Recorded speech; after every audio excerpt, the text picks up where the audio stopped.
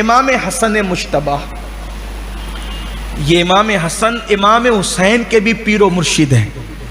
شاید اس اعتبار سے آپ نے ان کی زندگی نہیں پڑھی ہوگی، امام حسین کے پیر ہیں امام حسن، مرشد ہے امام۔ جب امام حسن حج کے لیے پیدل جاتے تھے تو ان کی خدمت کے لیے دو لوگ چلتے تھے، ایک نام تھا امام حسین کا، دوسرا نام تھا حضرت عبداللہ ابن جعفر طیار۔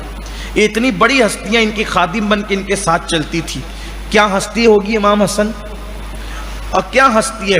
باپ علی مرتضیٰ ہے، ماں سیدہ فاطمہ ہے، نانا سید الانبیاء ہے، چھوٹا بھائی بھی جنت کا سردار ہے، خود بھی جنت کے سردار، جن کی اصل بھی بے مثال ہے، ان کی نسل بھی بے مثال ہے نا۔ پیدا ہوتے ہی رسول اللہ نے جنتی جوانوں کا سردار کہہ دیا۔ کسی کے کان میں مؤذن اذان کہتا ہے، کسی کے کان میں امام اذان کہتا ہے۔ امام حسن اس جوان اور اس عظیم ہستی کا نام ہے جس کے کان میں اللہ کے رسول نے اذان پڑھی، جس کو لعاب چٹایا، اپنا شہد نہیں چٹایا۔ اور بچے پیدا ہوتے تو شہد چاٹتے ہیں، حضور نے اپنی زبان ان کے منہ میں دی۔ حج کو پیدل چلتے تھے، پیچھے پیچھے سواریاں ہوتی تھی، بیٹھتے نہیں تھے، کہتے تھے اللہ کی بارگاہ میں جا رہا ہوں تو سوار ہو کے کیسے جاؤں۔ غلاموں کو جب آقا کے پاس جانا چاہیے تو غلاموں کے انداز میں جانا چاہیے، ان کی اپنی فکر تھی، پیدل جاتے تھے اور جہاں رکتے تھے بس عبادت۔ حج کو گئے، 25 حج کیا آپ نے، پیدل حج کیا 25 حج کیا آپ نے۔ حج کے لیے گئے تو مطاف میں سر رکھ کے رونے لگے اور کہتے ہیں اللہ حسن کی مغفرت کر دو۔ مغفرت کی دعا کون مانگ رہا ہے؟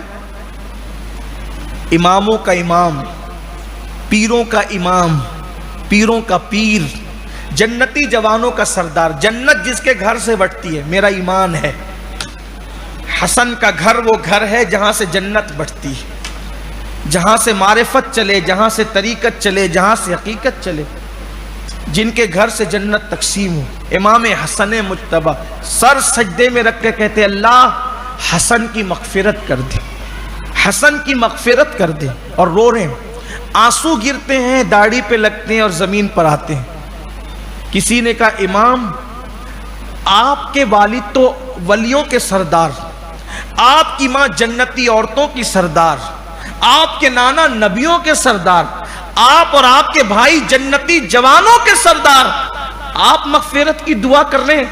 آپ نے فرمایا چپ رہے، یہ اللہ کا حرم ہے، اللہ کا حرم، یہاں ماں باپ کی منقبت پڑھنے کی جگہ نہیں ہے۔ جیسے تو نے میرے ماں باپ کی شان بیان کی، بے شک میرے ماں باپ کی شان یہی ہے، میرے نانا کی شان یہی ہے، میری اور میرے بھائی کی شان یہی ہے، لیکن یہ اللہ کا حرم ہے، یہ منقبت پڑھنے کی جگہ نہیں ہے ماں باپ کی، یہاں مجھے رو کر میرے اللہ کو راضی کرنے دے۔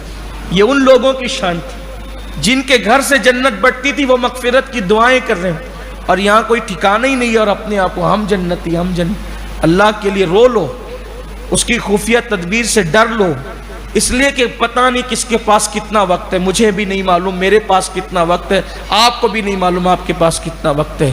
رونے والے روتے رہے۔ ام المومنین حضرت عائشہ صدیقہ روتی تھی، اے اللہ کاش کہ میں پیدا نہ ہوتی۔ کون؟